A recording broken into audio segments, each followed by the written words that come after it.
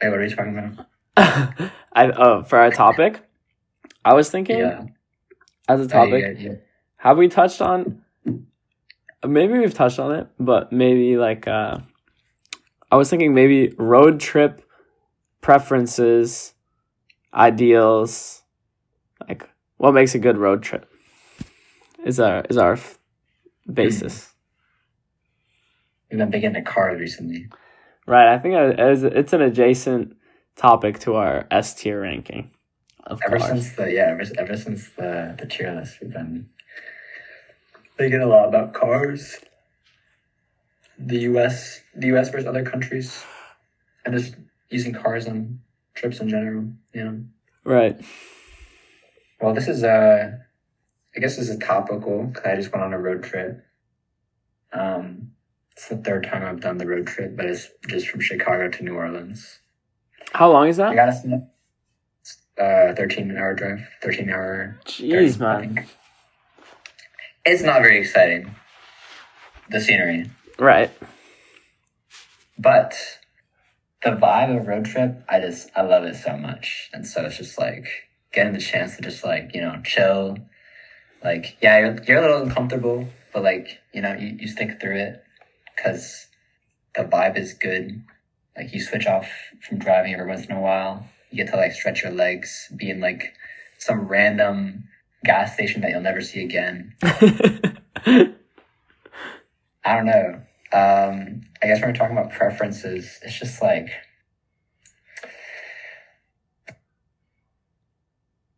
with this particular trip, because I've done it 3 times, I've like developed like I need to just do it fast because I've already seen everything notable on the.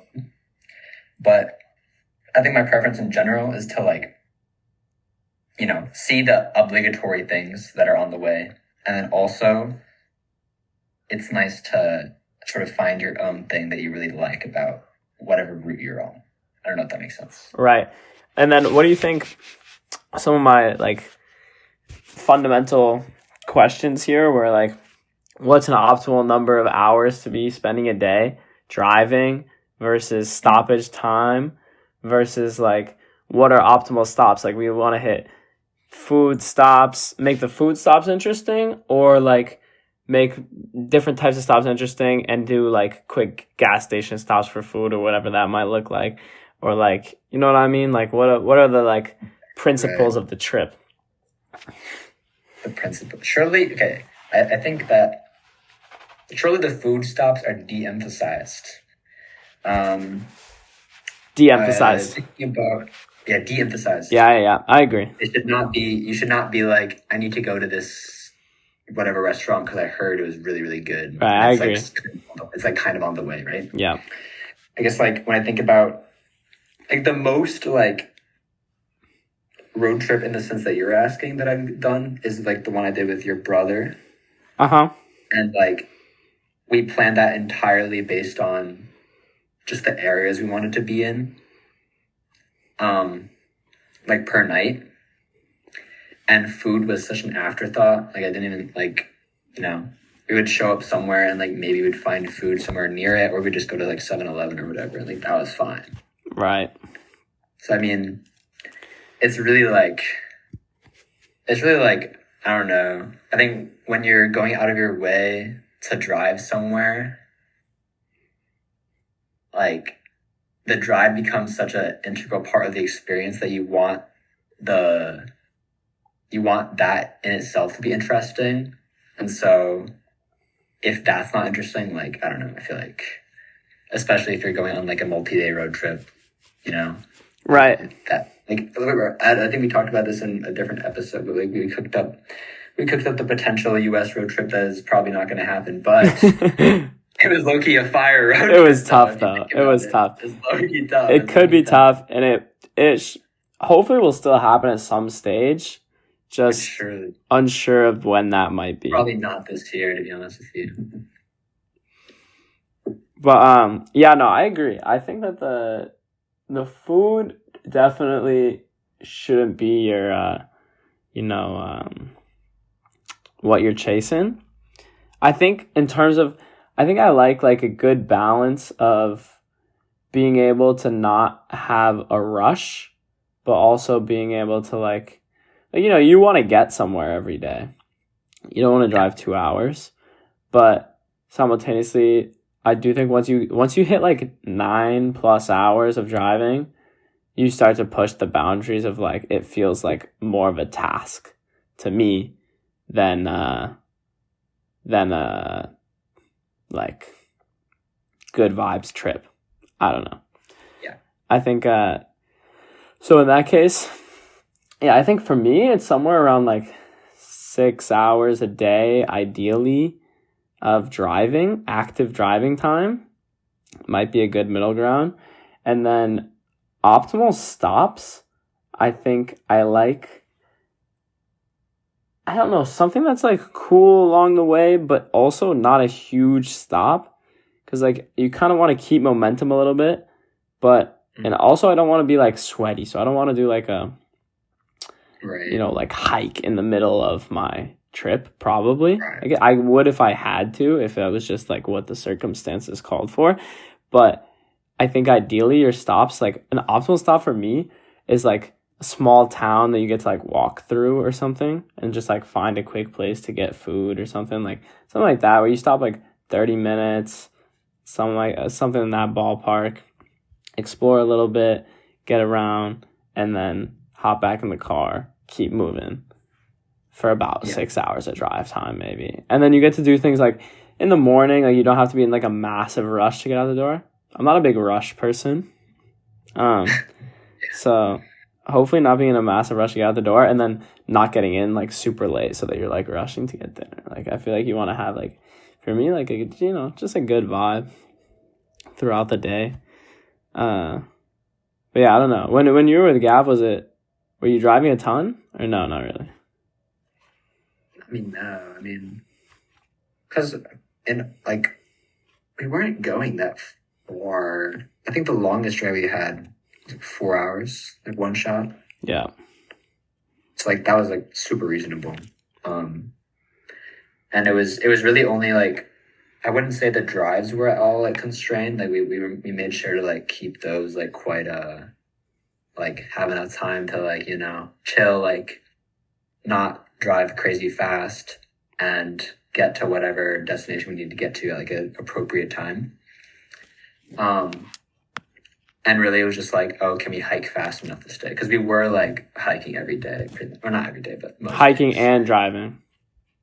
Yeah, pretty much. It'd be like wake up, hike, then drive to the next place. Fair. You know what I mean?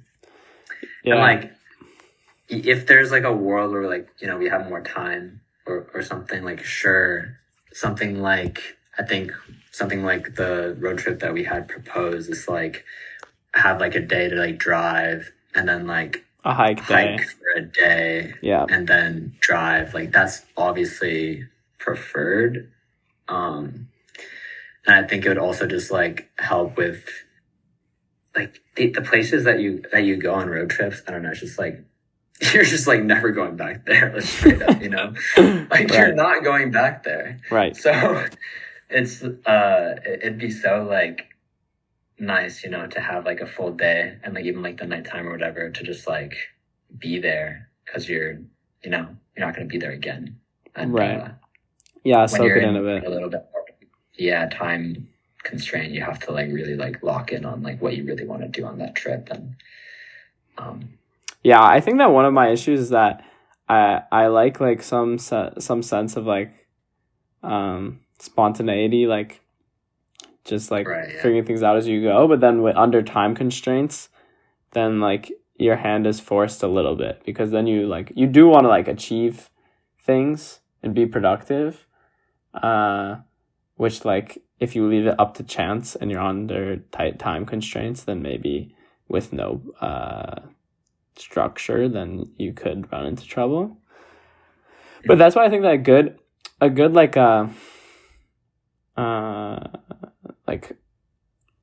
I guess framework underlying your trip is to like just at least know where you're aiming to get each day, or like have something booked while you're to sleep there or something like that. And then like everything in the middle ground, like everything that happens like throughout the day is open-ended. But then like you at least know you made progress to like the next place that you were aiming to be like on that specific day on schedule. And so then you aren't like completely losing the plot if you get, I don't know, if you have like a unproductive day or something. Yeah, so I think something that probably inspired this question was Ludwig and Michael Reeves' tip. Yeah, certainly. And we were also talking about this a little bit before, but like, I guess obviously this is not a road trip that most people can do, because most people have like time things that they need to be, they need to be back at some point, right? Right. And there's a little bit more just like, I need to be like able to whatever, respond to my fucking email or whatever, or like, I don't know. Right. Regardless, like this idea, I guess, of like being able to like be so spontaneous to the point where like you don't even know where you're going or where you are. Like it is, yeah, like what you just said, like it is like kind of attractive to like have that kind of be as a thing. But like having the hotel booked or whatever is like a nice reassurance that you're at least going to get like some sort of experience that you kind of like, that you are paying for because you're traveling. Right. It's like you're going to make sure you're like seeing some things that you would want to see already. And so I don't know. Yeah, no, I think it's optimal in the sense that you will be under constraints most likely. Like if you happen to be a YouTuber making content about a trip with strict limitations, then that's like maybe optimal scenario, but not most people are not in that scenario. But I would like to see I would like to do something of that flavor of some something with some constraint on like navigation or something like that, something where you usually don't have uncertainty. And you introduce a little bit of uncertainty there. Like not having a map is like such a that hasn't been a thing in so long. You know what I mean? Like I was thinking about that like when I was watching the original one. Like who do you think is the last person to navigate all the way from the southern to northern tip of Japan with no map? Probably genuinely, they're probably the first people. I don't know if that's a crazy take to say. They might be the very first people to do that. Because there's like no reason that someone wouldn't have a map. Like even when they're originally like the dudes like walking it out had maps. Like maybe they weren't that good, but they were using maps. They weren't just like out for a stroll. So like yeah, the concept of using zero map at all whatsoever is genuinely crazy. Like I genuinely think they might be the very first people to do so. So like, do you think Google Maps is like the obstacle here then, and I say this as like a huge Google Maps fan. Right. I know it's tricky. It's really tricky because I also am like an enormous Google Maps user and like a Street View user, you know what I mean? Which like is part of it. Like, it kind of does take away from when I think about it, it does take away from it a little bit because like anywhere that I go, I like know exactly what it's going to look like before I go there. And like, I know like, I have a map I've looked at. I like know what the geography is like I know all these things before I go anywhere. So yeah, to take that away is a really interesting thing. And as we were talking about before this call, like it does seem like they don't even have like, you would think, okay, if we're going into like we have like 2 months to prepare. We know we're going to China, for example, and we can't use a map. So what are you going to do? Like you would think that you would like really dial in your knowledge of like where things are so you could have like confidence. And it seems as viewers that that's not the case. Like that they do very little geographical prep, which is very admirable to me because it increases the sense of uncertainty. But I would struggle with that. I think I don't know. Like it would be very hard for me to hold myself back from looking at things, because I love looking at the map. I look at the map all the time. Like when it's like one of those things that, you know, I could be like doing homework, but like I'm a little too, like maybe there's something I should be paying attention to a little bit. Like I'm in lecture or something. I don't know. So I should be like looking up every once in a while. Like I can't like be dialed in doing homework. Like what am I gonna do? Like probably go on Google Maps and like scroll around and like look at different places. Like that's like a huge thing that I do. So yeah, take that away. And is that the question? Is that ruining my experience in some way? I don't know. I genuinely don't know. Yeah. Maybe it does decrease a little bit of the sense of adventure. I think like maybe it just heightens my bar for like what adventure feels like. Like, you know, if I bike pack it, then it still feels very much like an adventure. Right. But at the end of the day, then I'm like biking. So like I feel like that's inevitable. But like, you know, maybe if I was like, I don't know, even a road trip, I do feel like if I knew what it looked like, it would still be fire. No, I think it's still fire. It's just like you said with the bike packing, and I think the same thing goes for like hiking or whatever. Like just the fact that I don't know, it's a little less like, oh, just follow what the phone says. Yeah. Right. You know, you have all trails or whatever, but I don't know. Yeah, I experience this sometimes. A good metric for this kind of is that I have a watch now, a running watch, that has maps on it. Right. So like I can route things and follow a map. On your watch. On my watch, yeah. And that was never the case. Like I've only had this watch that has this capability for the last like year or so, probably. Maybe a year and a half. And it's interesting because I definitely had at least, and still do a little bit, have some resistance to using the map. But then there's like some things that are very nice about it. Like it's just like this convenience adventure trade-off again. Like it is like when I don't use the map, there's just some sense of like, I almost feel like I'm more tapped in. Like when I use the map, I feel like I really rely on the map.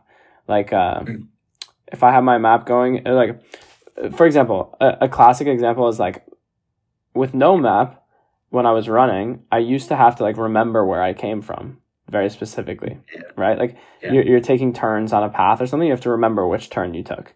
And so like that, like, even if you're not thinking like on your way out, whether you have to remember which way you went on your way back, like, I don't know, subconsciously, I feel like I like was paying more attention. And nowadays, if I'm in that same situation, I can check my map and I'll see like on my map, like the split and like which direction I came from. So I don't have to remember anything if I'm doing it out and back. I can just follow the line on my watch. And I find that my like guesses for which way I came from feel worse. Like my intuition for which way that I came from feels worse than it did back in the day when I didn't have this tool to rely on. And sometimes that makes me like sad about like my like ability to like, I don't know, just get around and like be independent of the technology. And like, yeah, I still have some resistance to like mapping a route and just following it rather than just like trying to figure out as I go, because it feels more like in the nature to figure it out as you go. But then the trade-off is like, I would waste a lot of time sometimes, like, you know, backtracking. You run a dead end and you have to backtrack or whatever. And then now, like, that doesn't happen. If I map something, I just take the perfect turns every time, and then we don't run into that issue. So yeah, I don't know. It is something that I've experienced. And again, yeah, I think there is certainly a little bit of a trade-off. But I struggle because I usually conclude that it's better to have the map so that I can make sure that I don't like miss an opportunity, like you know, like take the wrong turn or something like that. But yeah, but maybe again, like, that wrong turn is like cinema. Right, but maybe it is cinema. That's the thing that is tricky. And I don't know. I think maybe I should. It depends. I think that. Wow. Yeah, I don't know. I'm having a more dilemma as we speak about how I should treat this, because I do think like the limitations, like some of it is like, okay, I'm just using it for training, right? So if I'm just like using the run for training and not adventure, then it's like just better for me in general if I can just like continuously run and not have to like second Right. guess my decisions. But then even in like adventure, like if I was in like Kenya or something, when I was doing runs, I would sometimes map them, just so that I didn't like wind up in trouble. But maybe if I was somewhere that was like I was a little bit more confident in my safety everywhere or whatever, then I would be more inclined to not map it. I will say, like, at least within the confines of, for example, in Kenya, like there was a park, and I really am anti like using like, because you know we grew up like next to this trail system that's pretty elaborate, and I've never used a map ever in that trail system, like genuinely, like never, like that's just not. I learned to navigate the trail system just by running the trails. And I kind of like that. Like I'm a huge fan of that I have like this just enormous mental map of all the trails that I've built up like via experience and exploration rather than by, I don't know, picking out routes that someone else made. So like in Kenya, even when I was in the park, I'm anti-mapping. Like as long as I know like I'm fine in the park, I'm just gonna like run and like take left or right turns depending on what trail looks cooler. Which I think is fire, and I really enjoyed that.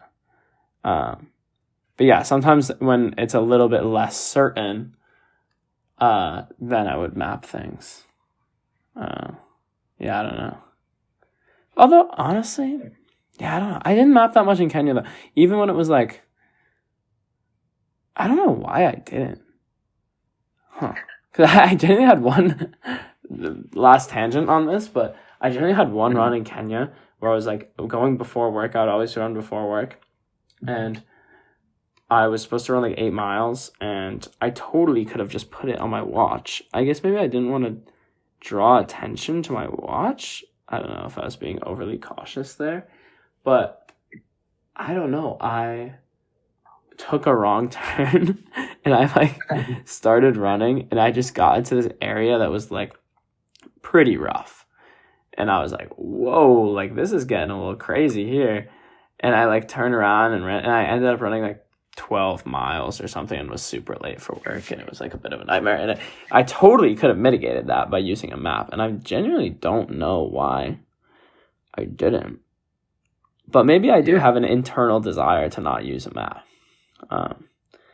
But with that said, driving, I always use maps. Always.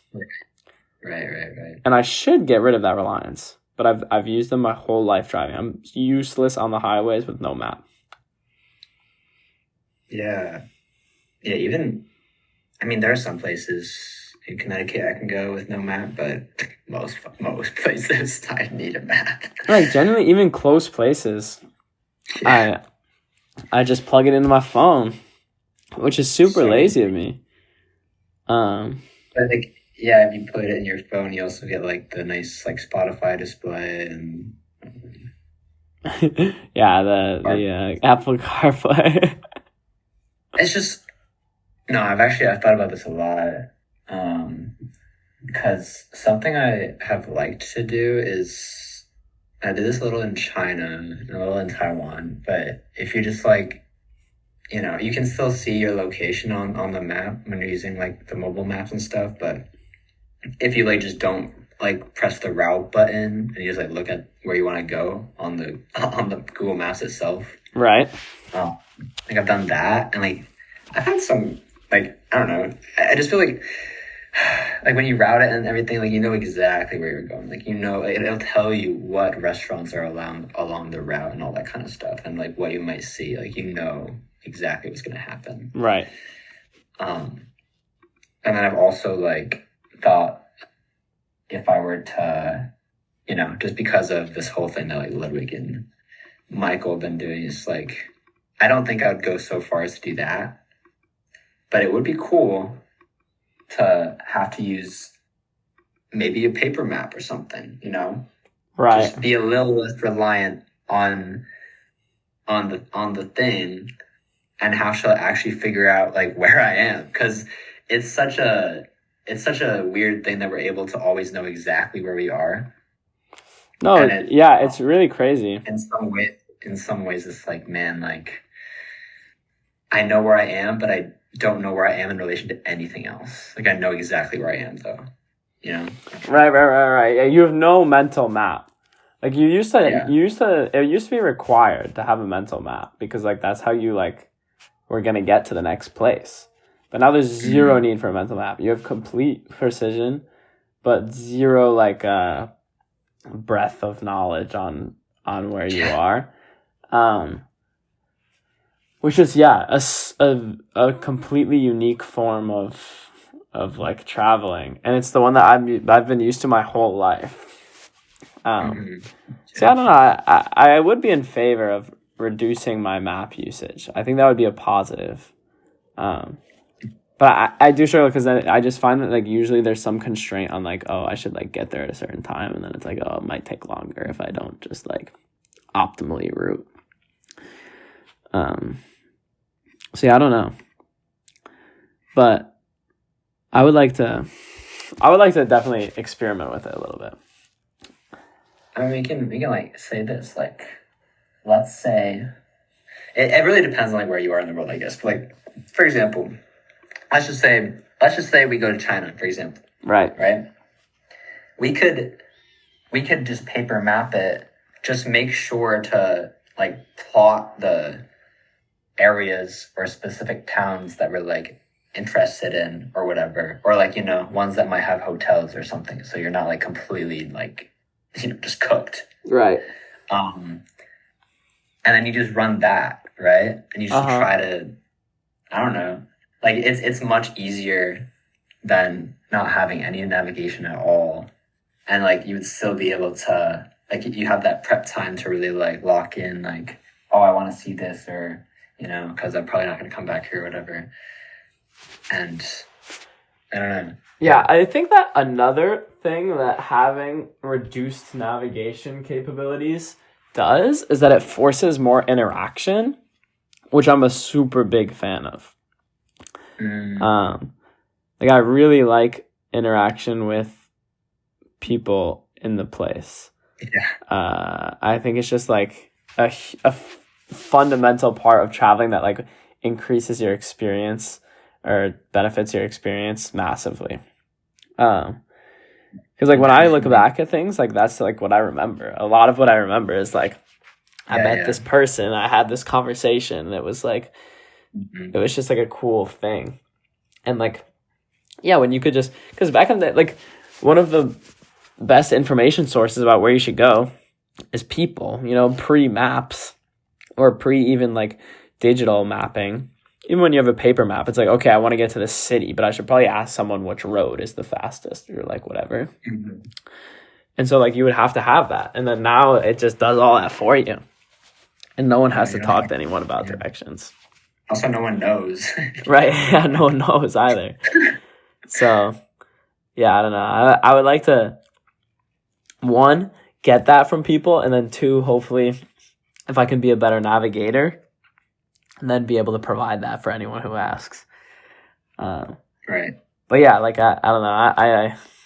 I certainly think that's another benefit that I would like to have in my travels. Like that would be just kind of fun if you have a map pointed out, and it's like kind of a conversation starter. Like why are you using a paper map or whatever? Why are you doing that?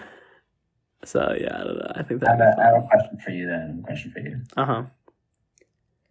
So, of course, a large part about like talking to people from other countries might be the language barrier or something. Right. So then how do you see the role? Because I have mixed opinions on this. In some ways, I think that having like a translator, very nice, very useful. Enables conversation that might not be possible otherwise, right? Right. And like you know, maybe people who would not have been willing to speak to you will speak to you because they can through like the app, right? Right. But live translation, how do we feel about live translation? Like the Is this what? wait. Okay, so when you said translator, did you mean like translator application, or you mean like translator person? No. I think translator person is always fair. Always fair. Okay. Fair game. Yep. You know? Yeah. They're showing you around whatever. Like, they're going to be the whatever. I mean, like, the app itself. Yeah. Yeah. Versus, like, live translation through, like, I think the Apple is saying their new headphones have live translation. Yeah, like the AirPods. How do you feel about this? Okay. In terms of, like, guiding interaction and stuff like that. Yeah. I low-key hate the concept of live translation. I don't even have like a great reason. I think honestly, my reason is that it becomes like a little bit too, like it's too augmented of conversation. Like it becomes just you speaking to the computer again in some ways. To me, like that's how it feels. Like, even if I'm using something like, say I'm using Google Translate, but it's like, I have to like, we have one phone we're sharing between us or something, and like they have to speak to the phone, and then I have to speak to the phone, and like you're still hearing them talk. Like, I don't know, to me that still feels like a little bit more authentic. Whereas like live translation where like I have in my AirPods and someone speaks, and as they're speaking, some robot comes over and like voices over what they're saying in my native language, that just feels like super dystopian and like ugly. Like I don't know how else to say. Like it really, I think, takes away some of like the beauty of the interaction. And I think that like in some ways like it goes both ways, because I've had times like, for example, in Japan, my Japanese is not very good, and I was with Gavin, who has much better Japanese, but still, like, I had to communicate with people myself. Like, he can do all the communicating for me, and I will say, like, it becomes a little, like, it's not really frustrating in the moment, but then when you speak to someone who speaks, like, perfect English, you have, like, this sense of, wow, that was so nice and easy. Like, wasn't that such, like, a nice, clean conversation where they could just understand the things that I was saying? Like, that was nice. Right. But, like, even though I have that feeling once I, like, get back to speaking to someone in English, I think that I still, like, value the complexity of the harder conversations because they feel authentic. And maybe, I don't know, maybe there's like something nice about like someone putting in effort to be understood, or like you both like, caring enough to put in effort to like try and understand each other, or like, you trying to be creative, use hand gestures, like right. I don't know, I think there's something cool about that. And yeah, I think that the live translation like totally robs you of that. So I think I'm a firm anti-live translation. I think obviously optimally you can speak their language. I think that's the coolest, is if you can speak the foreign language pretty well. But even if you can speak it a little bit, then you have like, that's better than some form of translator. If you can speak enough to like both understand each other, but it's a little bit choppy, like I think that that's still preferred to a translator. If there's no hope of you understanding each other without no translator, then like the translator can be good. But I think live translation, I'm saying fade it. That's my take. But I don't know about you. I'm a big fade live translation. I also just don't really believe in it at the moment. I really don't think it, like, I think there's so many contexts that just completely fail. Right. You know what I mean? Yeah, something with like a backwards sentence structure. How are we going to translate, like, even let's say Southern American English? Like, let's say you're from deep South. Like, I don't know. Like, right. I don't know. To me, like, that's very hard to translate. In a way, like, even like if I'm talking to them, it's a little hard for me to understand what they're saying. Right. And I think that another thing, yeah, it just like, it takes away like a lot of the charm too. Like, I can imagine that like, I'll just say this from this perspective because it's the one I'm most familiar with, but like, say that I am someone traveling America and I don't speak English well. Then like, there's a distinct difference between someone speaking to me in Boston and someone speaking to me in like the deep South. Like, yeah, like, like the vibe is certainly different of those two like English Sure. speakers. Like Yeah. that's just like, even if you don't speak the language, I'm sure that you could sense that like the way that things are being said are a little different. And like that has kind of character embedded in it.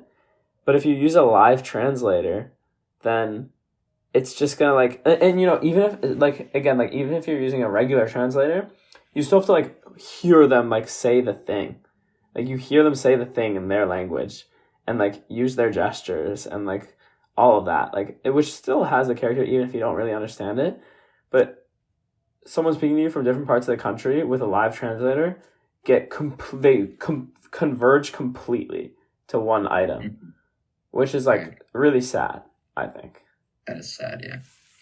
Yeah. And I even think just like in general, and this is just maybe just thinking about like computer translations in general, but like when we're talking about translation and sort of what we're really getting out of it, like I do think there's so much value in having that human side of the translation.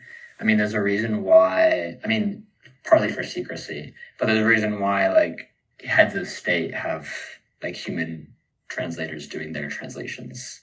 Right. It's not just like, and yeah, it's partly for secrecy, but it's also because, hey, I trust this person. I know, like, they understand me. They know, like, what I want to convey, and they know how to do that in the other language. It's going to be completely different the way that you, like, say one thing in a language, right? And so, like, having that added, like that's completely lost when Right. the computer's doing it. The computer doesn't know you. It doesn't know what you want to, like, what you really want to say. All it knows is, like, whatever signals you're feeding it, and it's just going to translate based on like what it has seen in the past. And I mean, it's not always going to be like representative, and I honestly don't think it'll ever be totally representative of what sort of Right. what And it vibe doesn't, convey. and on in that same like vein, I think that it's frustrating just because for the simple reason that it disincentivizes learning languages Yeah. as if it's a replacement when like you're saying, like it's really not a replacement at all for like the real language, because like, you know, there's just like different like there's different like vibes and like styles of interaction depending on the way you're interacting. Like if I go and I speak, even if someone speaks, like Norway was a good example. Like I really felt that my interactions in Norway were greatly helped by speaking Norwegian in them. And that's even though the people speak perfect English. Or I mean like close to it, like perfect enough from like a communication. Like in terms of being able to communicate all the information that they want to communicate, it's perfect. It's just like not perfect in the sense of like expression of like being themselves and like whatever. And like so then being able to have a conversation with like a group of people where they can like truly be themselves and express themselves in the ways that they are like used to and are like core to them is so much different from just like getting information across, which is what translation is. Like just pure translation is just information, and like just information is not communication. Like communication is like so much more than that. So I think that in general that's what translation somewhat takes away, and live translation more than anything. Like I hate that it's like I think that it will be like largely used as a substitute for language learning. Like people will be so disincentivized from spending thousands of hours learning a language when they can just What's the point? Bam, bam, bam, put in their AirPods and they can speak, and it will be like information will flow pretty well. Like I think it's gonna take that away largely, which is really tragic, I think. Yeah. No, it's tragic.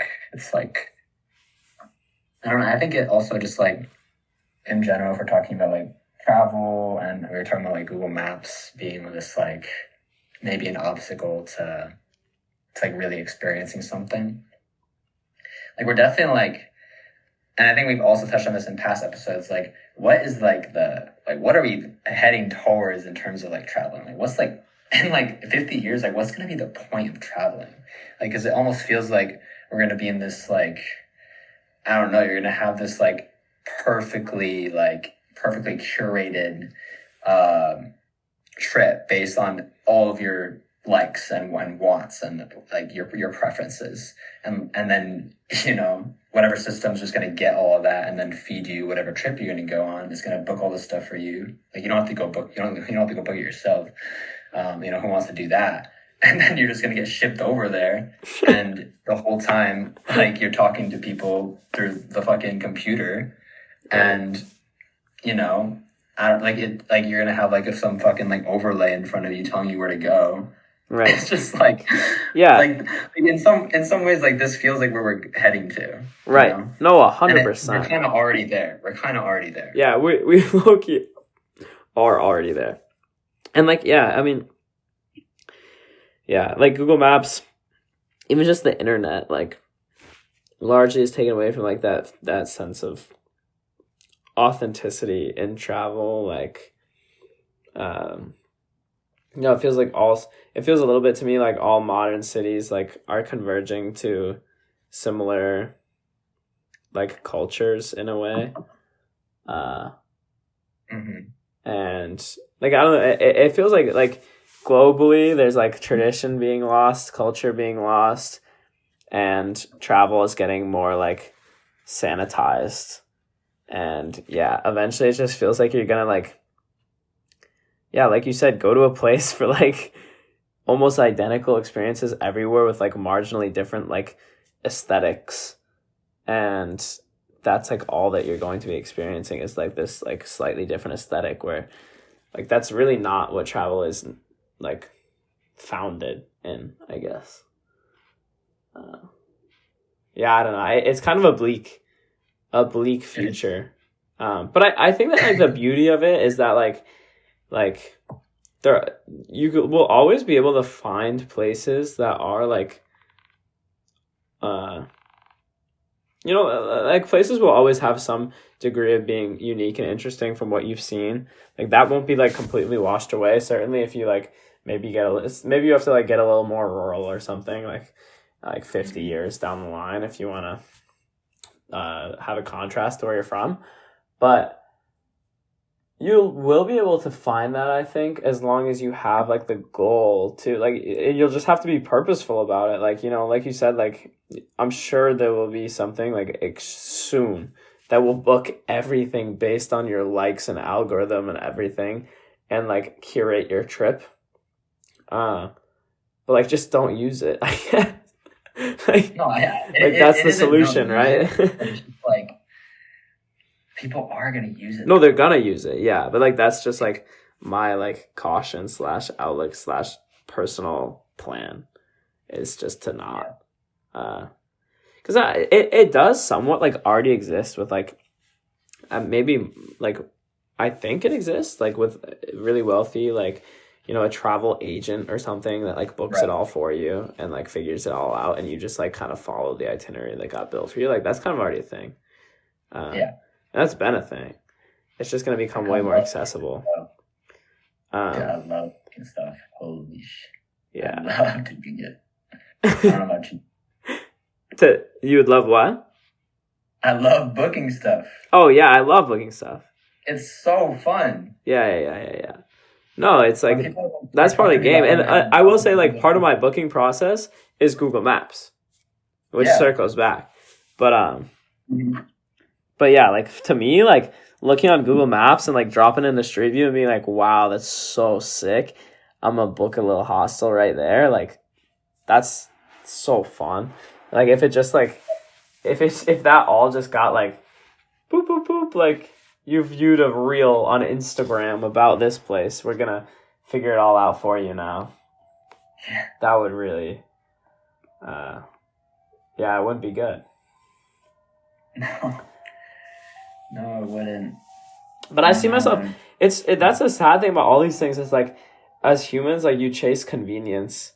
And so like, you do. It has happened to me even in like school. Like I certainly use, like generative AI tools like more than like I think it has had a negative impact on some things. Like it's Yeah. inhibited my learning in some instances, where like learning can be fun, and Mhm. like getting better at things can be fun, but it's like you're under time constraints, like you're stressed, and like it's faster. It's just faster and more convenient, and so like you do it, and then like that becomes a habit, and then you look back and you're like, wow, like I guess I wasn't really maximizing my experience there, which I have experienced.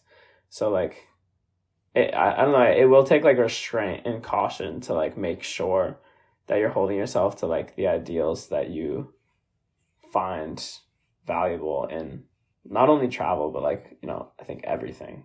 So Yeah, I mean, it's not even just like me personally, like my own concerns, because like I will definitely like try to avoid doing stuff like that. But I just think, you know, and I don't think my parents are really like this, but and maybe not even old people, but I feel like there's like, I don't know, there might be some people who, it's hard to say with things as useful as like Google Maps, for example.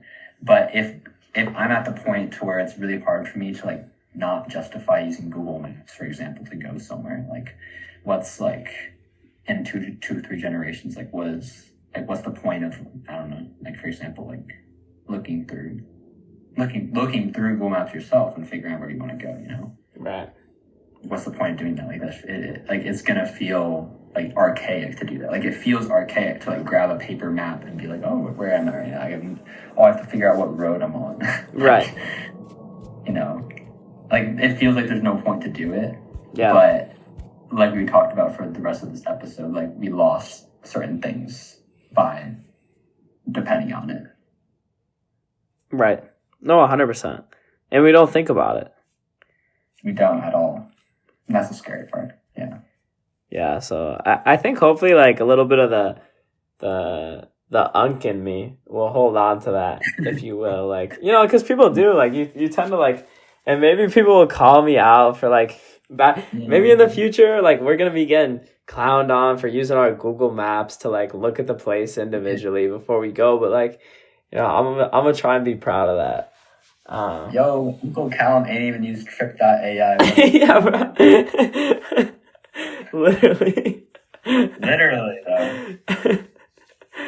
He's not even having the Claude agent book his whole trip.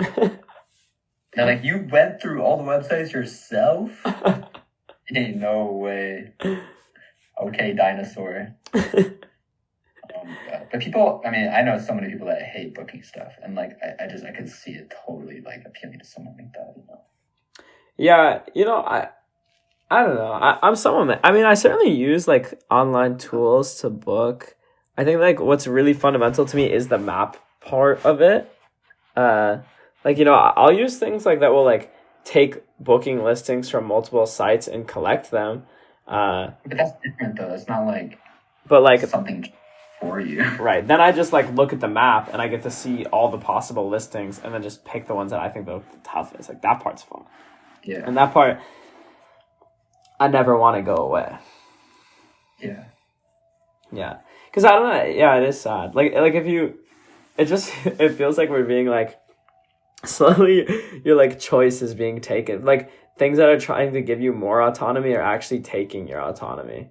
And then like, what are you left with at the end of the day? Like you're low-key left with like following your robot's instructions for like, yeah, I don't know. Like it's low-key like, like I find it so funny that so much AI is like marketed on this like, yeah, we're like bringing like the ability to do anything to everyone. So like, you know, you can draw any painting you want. Right. You know like, what I mean? Yeah, but you actually like lose own. the ability to draw because you're not And going it's like, to learn how to draw. Instead, you're just going to rely on this robot to draw. So now you can't draw. Like you actually lost. you're not going to be able to draw. Yeah, like you can't draw anything, bro. Like you can just inquire with a machine to draw it. And so can everybody else. It like it takes away like the value of skill and like I don't know. Yeah. It's like a question of like yeah, it's like in some ways it's just automating certain tasks, but like, have we gone? Is this like too far? You know, like, is this too cooked? You know. Yeah, I mean, I think so. I think already, to be honest. We No, can for stop sure. now, please. It's- Honestly, I'm honestly, I think we could regress like 3 years, and I would be happy. I'd be happy with that as well. It's The pre-AI era was Maybe- tough. I miss it. Maybe we'll do a whole like AI lamenting episode. Yeah, I'm sure both of us have many thoughts about it. no, certainly. But like for this like specific like context, like I would say like more so than anything, maybe not more so than anything, but 100% just like anti like why are you trying to get a robot to plan your trip? You know what I mean? Like this is Right. supposed to be fun. I don't know. Yeah, So- travel and language. This is low key a fire idea. I think we should do that next episode. Yeah, let's do it. We should low key try to ask whatever fucking Grok or whatever. To plan a See how trip. it does, you know? Yeah. That's true. Yeah, we Maybe should it totally does- experiment. Maybe it does well. I don't know. We should totally experiment. I've never asked. Yeah. Yeah, I don't know. I normally just ask it to like make me an Excel file or like. No, that's true. I've asked it for things to do, like, I've asked it for like general ideas of like, can you find like things in this area to do or like Mhm. whatever. It's But a great web scraper for sure. That's what it did. yeah, exactly. Yeah. So for that, it can be good. But yeah, as soon as it starts taking away choice, then I think it Yeah, I feel like becomes. if we asked it like, yo, like I have this long. I want to go here for a week. Like, what should I do per day? Yeah, no, I think that you have to ask it like, what are all my options? Like, just have it collect information, and then you have to be the agent. Yeah. But then, that becomes I don't know, it's really hard to say to what extent you're, I don't know. No, it's true. It might be our next topic of discussion. That'd actually be a good episode, actually. Yeah. But yeah, we're old. Yeah, man. Real I old. feel real old. Technology progress haters. Wait, actually, it's very like, there are many people like us who are not the Yeah. most of my friends are very into it. Fair. I mean, I think me too. I don't know, actually. I don't know. Yeah. Here, I feel like they're low-key are more supporters, maybe. That's probably fair, actually. But yeah, thank you guys for listening. We've had this is like 2 or 3 episodes in a row, just sad, just like depressing. Yeah, maybe we have to bring some. We'll have to think of something a little more cheerful. To be fair, I do think like while the whole AI like trip thing, I think that's like born out of this conversation, it will be kind of fun, or like it might be kind of entertaining. I think it would be. So that might be a little. And if it cooks, like, you know what? Well, I'll give Sam Altman his kudos, bro. Fair. Fair enough, bro. Fair enough. Fair. Yeah. So maybe that'll be more positive. If not, we'll bring back something. Surely, like, I remember like early days we had like the food episode. Facts. Food episode was tough. We're talking about like, I don't know, it's like random stuff. Olives. So, dude, true. Olives. What are we talking about? Turks and Caicos or like what's it called? What's it called? The one in Indonesia, no? Yeah. Like that. Yeah. Whatever. Island locations. I forget. Yeah. Yeah, you're big hating on island locations. Yeah. So maybe we'll have to bring back some of the more cheerful hating. Tearful hating is definitely like, yeah, it's definitely, we've definitely like progressed to a different vibe. Yeah. Yeah, a little more serious. You need to lighten the mood. Definitely. You can lighten the mood for sure. All right, though. Thanks, guys. See ya. See ya.